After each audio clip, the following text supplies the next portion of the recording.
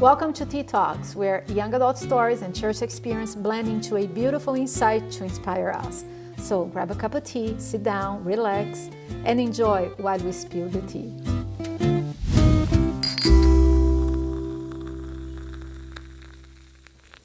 With us today, I have Jonathan. Jonathan, thank you so much for accepting the invitation to come and share with us. I am so happy you're here. Well, thanks for having me. Let's start with you. Who are you? Share a little bit about you. My name's Jonathan. I just turned 27. I'm currently in a master's program, actually a doctorate, pursuing my doctorate degree. I've grown up a Christian my whole life. I didn't really come into the faith, though, for myself until later on when I really understood what it meant to have a personal relationship with God. The Lord blessed me with two awesome parents, sibling as well, no complaints there. It's been a great time, and I'm happy to be here with you guys. That is awesome.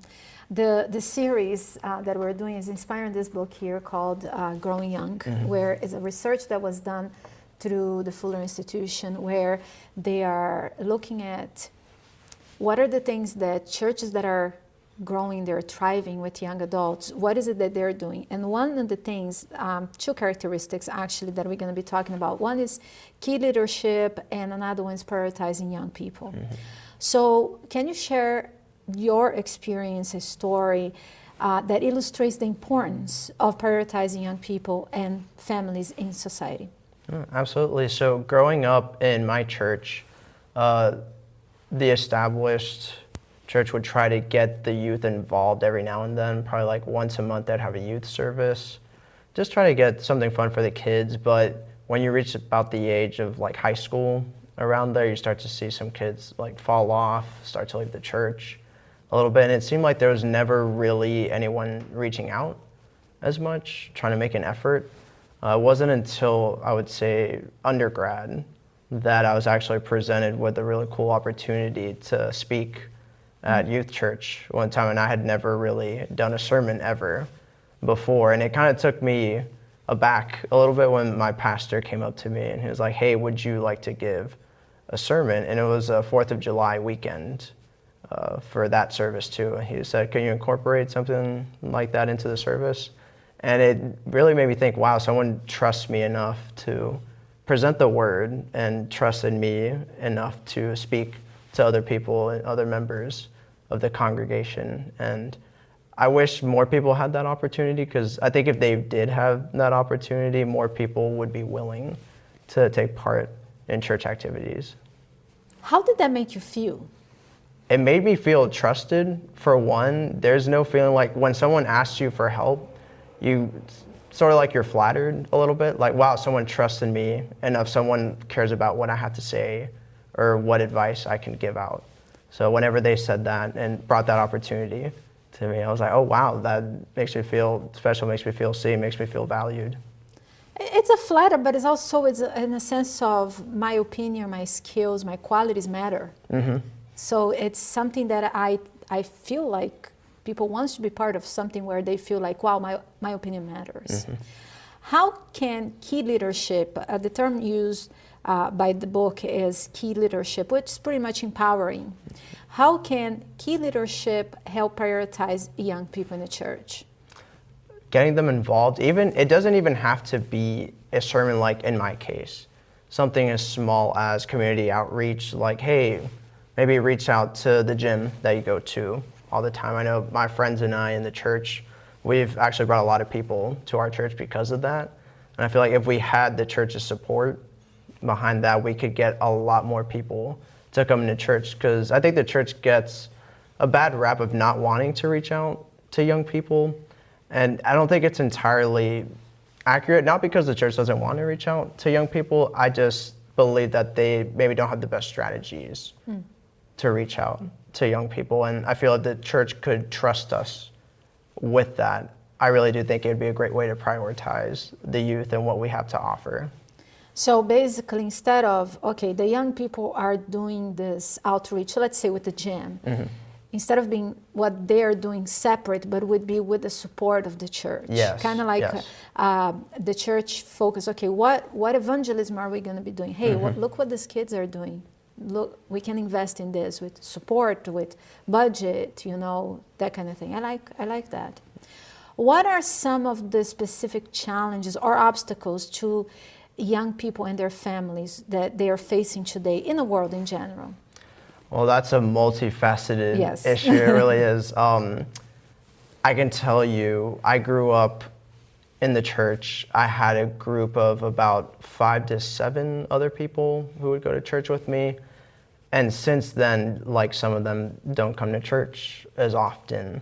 And it could be for various reasons. They move away, they go to school, and they're not around their church family anymore. It's just harder to get connected. Other people, life just hits them with illness, family issues, things like that. I've been blessed in that regard. I've stayed grounded, stayed here with my church, but I think church support is really, really crucial when it comes to that. Young people really do seek a structure and a family support system, not just immediate family and blood family, but church family as well. And I've had conversations with friends of mine who aren't in the church anymore, and you can tell that there is something missing in them. And I think the church has an amazing opportunity to reach out to people and youth like that because they are hungry. They want to feel like they belong. Oh my to goodness, something. yes. Yes. How would you describe your journey as a young person trying to find your voice in the world? It's hard when I feel like there could be a cultural component too. Yes. When you grow up, maybe Hispanic culture, Black culture, Asian culture, lots of cultures where you're taught to respect your elders and what they say and what they value. You don't want to go against the grain because it might come across as disrespectful, which makes it really tough when you start developing your own ideas and your own strategies to help with church activities, church planting, things like that. And I found it hard personally, but I have had loving parents who have told me to try to find truth for myself as well. Try to be as honest as I can be. When I don't know something, say that I don't know. But yeah. Do you have some specific challenges that you have encountered? Yeah, the specific one that I can think of is having meetings with church leadership and feeling like, not that you're being brushed aside, but almost like you're not being taken as seriously just because you're young. And I understand where they're coming from a little bit because they do have the experience. They have seen more situations than I have. But I do think people in my age group and age range, I think we do have some valuable input to offer to the church. How did the challenges, and even like when you did overcome, how did that challenge shape your perspective on life and in leadership? Well, in life, it taught me that you're going to have to deal with, well, not deal with, that's not the proper term. You're going to have to work with people who don't share the same approach to something. You do have to realize, though, that they're not trying to do that to be antagonistic. They just have a different approach. And it's taught me to be respectful of others and their opinions, but it's also taught me that I need to improve in my approach and how I present my argument, because the better I can present it, the more compelling it'll be and the more people I'll be able to get with me. Do you feel, or do you wish that the older generation would have the same mentality as you just described? Yeah, absolutely. It's a give and take. It absolutely is in any successful relationship. I mean, my parents have taught me that since I was really young. Obviously, mom and dad don't see things eye to eye a lot of times, but they still make it work at the end of the day. Any successful business relationship, romantic relationship, anything like that, you need to have a give and take between both parties. How can church leaders help develop key leadership mentality and prioritize young people? Giving young people a responsibility in the church. When someone gives you a job to do, it puts a pressure, but a good pressure on you, because you want to do well, because someone has trusted you with this job, with this task, and you don't want to let them down. I think that kind of pressure can actually be good in small doses. Obviously, you don't want to overwhelm someone by giving them a million things to do. It's not respectful of their time or yours or of anyone. But if you're able to trust someone to do a job and you give them smaller and smaller jobs, but they keep doing it, improving, they build up their confidence and they build up their ability to feel like they belong in the church.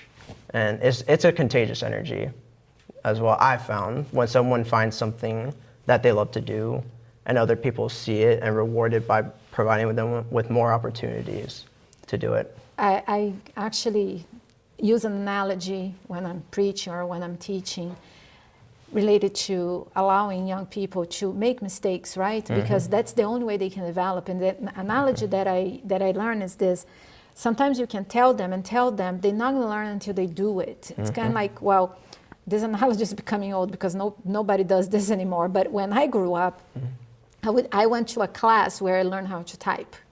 And nobody tells you to learn how to type by somebody telling you. You have to type to learn, right? So for us to be able to develop the new generation of leaders, or even to just keep the new generation in the church, we have to allow them to learn, to make mistakes. And it's from those mistakes, with loving guidance, then we can help them grow. What would you like to say to us, leaders of the churches, to help you guys? What would you like to say?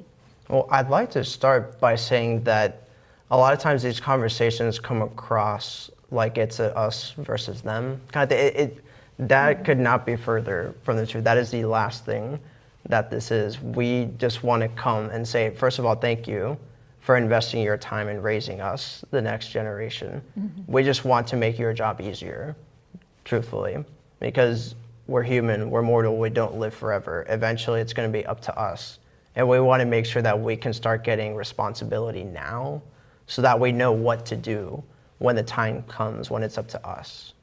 It's the importance of the intergenerational, right? Yes. Because it's not only about the young people, it's about our ages, it's about our generations, but how to learn how to grow together. And actually, this is the whole point why we're opening this space and talking, because if we don't talk, if we don't understand that bridge, that gap between the older and the younger generation, the us versus them situation happens, but we can bridge that.